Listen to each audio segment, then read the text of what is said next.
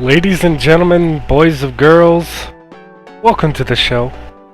Today, we're going to talk about the weapons of the Call of Duty Vanguard Beta Week 1. I'm sure the weapons will stay the same next weekend, but I'm just going to clarify that I've used almost every single weapon in the beta, excluding a few of them like the M1 Grand and the pistols. And the Volk, obviously, because I'm not level 30 yet. I'll be getting that later on today. But as of right now, there are 3 amazing weapons. 2 of them are well known. Well, I would say 4 amazing weapons. 3 of them are well known, and one of them is not too common. But it is hands down the best weapon in the game. The first weapon I would like to talk about is the MP40. Now, a lot of people have been using this weapon, and it is probably the second most used weapon in the beta currently, alongside the Thompson and the STG. Now, the MP40, it is strong once you get attachments on it. From stock, it is not so great, but once you get to like level 15 or 16, the thing slaps. It really does. Once you get that recoil down, it can be a killer from close range, medium range, and even long range in certain situations. No, don't get me wrong, I do not think it is the best weapon in the game. We'll get on to that a little bit later on in the video. Now, the attachments on the MP40 make the gun feel like the MP40 from World War II. And we all know how that went. Everybody used it. It was one of the main weapons besides the LMG meta, which, little spoiler alert, it's going to return in this game. Now, the second weapon I'm going to talk about is the STG. Best assault rifle in the beta so far. A lot of people thought that the bar would overpower it, but no. There's too much recoil on the bar, and the thing cannot outmatch an STG, especially at close range. It sort of feels like an SMG, but with slower movement, and with that, it's killer. And long range, it acts as an assault rifle. So, hey, it's the best of both worlds. Now, STG with attachments is fantastic. STG without attachments is fantastic. So it's a great starting weapon for those who want to get the feel of the game and everything, and a lot of people will still use it after they maxed it out in the beta, because honestly, if anybody's like me, they're going to try out every weapon in the damn thing, just to get a feel like what weapons for you and blah blah blah blah blah and stuff. But as for me, the STG isn't really my cup of tea. The third gun is the Thompson, and let me tell you, that thing is shredding. In my opinion, it is the second best weapon in the beta, and even from the start, it can be a little shaky. The recoil is a little rough on it, but once you get a grip on that bad boy, you're golden. You are golden. 15, 16 levels in, and you're good. I will say, Thompson is not good at long range. You're going to want to be in a firefight at all times when it comes to that. But it does have its benefits. The fire rate is amazing on it. The damage is pretty high. The recoil, once you get a grip, it's almost non-existent, except for initial recoil, which isn't too bad to control if you know what you're doing in Call of Duty. If you played a Call of Duty before, and you don't suck like a few of the people I know, Tony, you can get it down, easy. But, still, not the best gun in the game. And I'm gonna get a lot of hate for this, but the best gun in the game is none other than, drumroll please, the DP-27, other known as the dinner plate. The thing has no recoil, and at range it is a beast. Up close it is a beast. My only advice would be to not put any of the magazines on because, yeah, sure, you can get a faster reload, but it doesn't really show. You only get like 30 bullets in a clip if you lower the attachment to it, but I mean, hey, it's your preference. Personally, I would not put the attachment on. I would just leave the magazine size as it is. The reload's not too bad, not like the Brin or the MG42. And the thing is absolute laser beam. So that is my opinion on the 4 best weapons in the game. And I'm going to talk about one more weapon. And that weapon that I want to talk about is the Kar 98K. The thing is a god.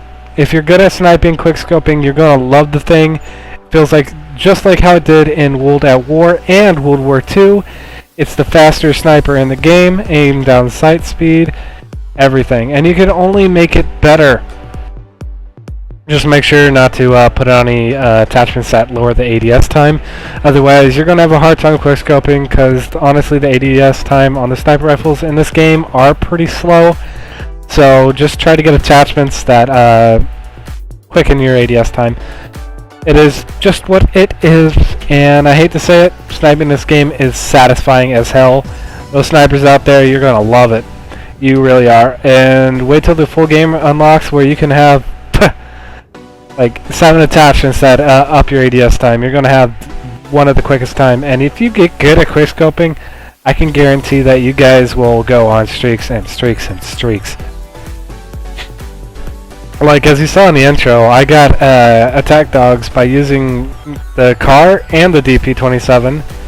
And honestly, overkill is amazing in this game because the pistols suck. I'm not gonna lie. So if you're playing on Red Star or even Gavutu, DP-27 sniper rifle combination is golden. And other than that, I don't know if any YouTubers out there has said that before, but in my personal opinion, it's the best class setup in the game. But if you want to go with the faster way, go with the Thompson or MP40 and the sniper rifle, or even the STG and the sniper rifle, I don't care. I'm just giving you advice here. The dinner plate is actually really freaking good, man. But yeah, another topic I want to talk in this video about is the maps and the combat pacing. Now the combat pacing, we didn't really experience much of it since the Blitz playlist only came in on Saturday and it's only team deathmatch. The highest it goes is 20v20 on Gavutu. The rest are 14v14. And for some reason, I do not think that Red Star is in the combat pacing right now, other than in quick play. So we haven't really been able to experience that. However, it is fun. It's chaotic. It's fun. You could get a lot of kills in it. And it's amazing. I just can't wait for it to be in domination or something where you're most likely going to drop 100 kills each game if you're somewhat decent at the game. Imagine it on shipment 20v20 if they add shipment into this game. My god. That is going to be chaotic. I can expect people getting upwards of 500 kills if it's domination. I'm not going to lie. But that is just my preference. If you guys like tactical 6v6 or whatever, it's still in the game. Assault's in the game, which is like a 10v10. It's kind of like a mixture of both. It's good. But in the maps that we got, I could have sworn we were going to get a 4th map called Eagle's Nest, but unfortunately we did not get it this weekend. I'm expecting it to be out next weekend when it's open beta for Xbox, and then starting the 18th. It's open for everybody that even did not pre-order the game, so we'll see how that goes. But as of right now, we got Gavutu, Red Star, and Hotel Royal. Hotel Royal is probably my least favorite map out of the 3. It just has a really, really weird layout to it. The inside is very hectic, especially on Blitz combat pacing. It's just like it's going to go one of two ways. You're going to get a lot of kills or you're going to get a lot of deaths. There's no in between on that map. You're not going to go even. If you do, wow, I'm actually impressed. But it's just, I want to say it is the weirdest map we've gotten, but it's also definitely the smallest map that we've gotten too, so I can't really complain. It's fun, don't get me wrong, it's not a bad map, it's just weird. The second map is Red Star, the map that you're currently seeing on the screen, and it is the largest map we got. It is super fun to snipe on. Yes, it can be slow-paced at times, but what can you expect from a big map? It's going to be the Gustav cannon of this game. I'm actually hoping it is, because I do not expect any other map to be bigger than this. But we'll have to see when the game comes out. Now, it does have a lot of corridors that people like to camp in, and this is honestly the only map people actually camp that I've noticed throughout the weekend. So it can frustrate a lot of people, but it can also play really good if you know your power positions. Like the rooftop with the broken, the main building, that roof is really good to be on if you want to go on streaks and stuff. Also, the bottom of that building can be good because there's a lot of corridors that people like to go through, and if you are aware, you're going to get to them first if you're already in that building. Now, Gavutu is hands down my favorite map in the beta. It's the tropical map that you saw in the first video that I made about Vanguard, and it just plays and flows super well. The boat is very interesting to be on. This the artillery bunker is a fun play, and the beach, I wouldn't say, but down the middle, pure sniper heaven. Right side SMG, left side assault rifle. That map is made for any type of play, so it really is hands down a good map, and it's vibrant. It's great. Now, one more thing is the level cap and all that. We level cap at 30, and the weapon level cap is 30, so we didn't experience much of the attachments, but I gotta say the attachments that we did get were pretty good. I'm excited to see a lot more in the future, and I hope you all do the same. If you guys have had a chance to play the beta on your own, I would love some feedback in the comments, and tell me what you think of the game. Make sure if you do have Twitter, tell the devs what you think of the games. Give them some feedback, what they could change, what needs fixing, and tuning and all that.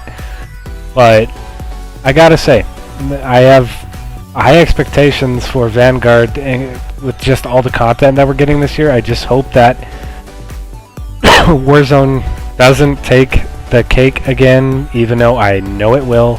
It's going to get all the attention, and it's honestly going to make this game die really quickly because the new map and all that, what they have planned for Vanguard's Warzone map, and all that good stuff. But beyond that, I just hope that this 6v6 or multiplayer experience is better than Cold Wars, which in my opinion it already is.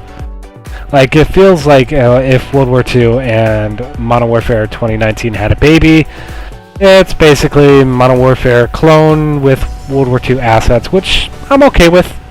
But anyway, guys, I'm going to let you guys go. Hope you guys enjoyed the video. Like, subscribe, and share if you want to. I'm not forcing you to. I'm totally forcing you to. And peace out, brothers.